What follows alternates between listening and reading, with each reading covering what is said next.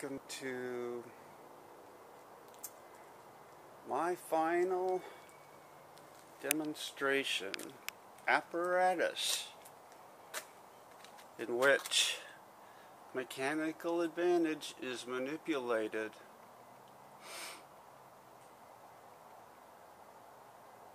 And if the prime mover specs are correct or optimal, and the PMA's specs are optimal, there's every reason for this to work.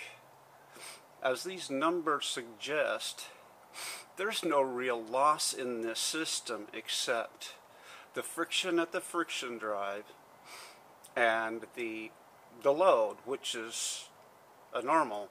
That's the end loss. But there's an advantage, a 2-to-1 advantage in that wooden wheel there. So it's not a real loss. It's a loss of rotation rate. So I've I found a speed that's similar to that when it's loaded. It makes 5.2 volts under those conditions. That suggests that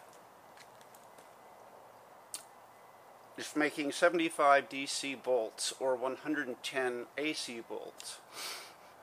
That's a pretty good return, and I'm not going to get any higher, I don't think. So this is, here's the chart. Is that going to work? I don't know. Here's, shoot, I thought I had this figured out. Well, I'll get the meter going so you could see, and this is what it would be like.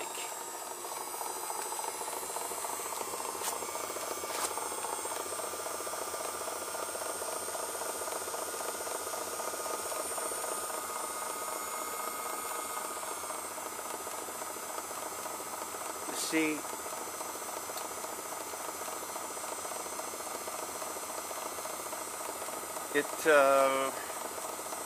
these numbers are inherent MA, that's with the sub I, and then the reduction is labeled such.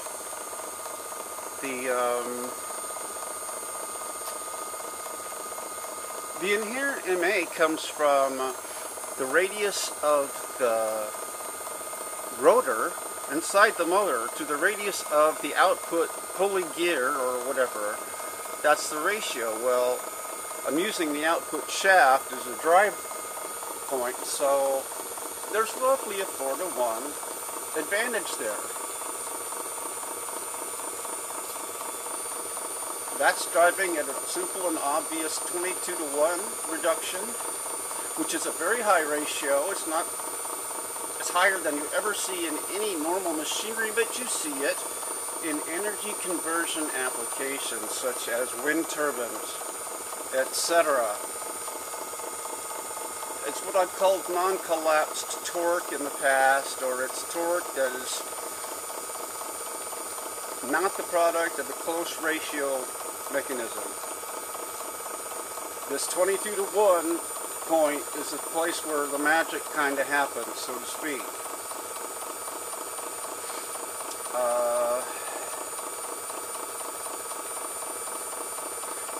You can perhaps see how this resembles George's lab apparatus with a force being applied at the radius of a larger rotor, so that mechanical advantage exists. Mechanical advantage exists in a system based on its components, and that's what you do. You select your components correctly. So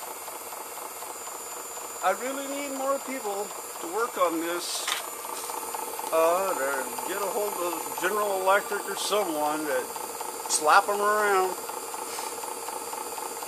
I'll spin it up then just to show you what it might be.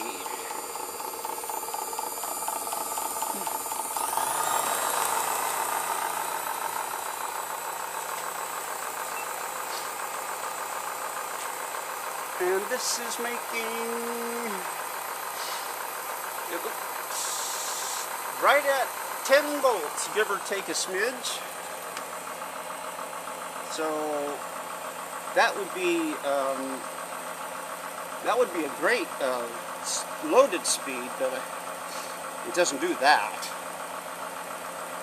And it never will, but come on guys. Come on. Last looks. I'm bleeding, I'm on my knees. Sorry.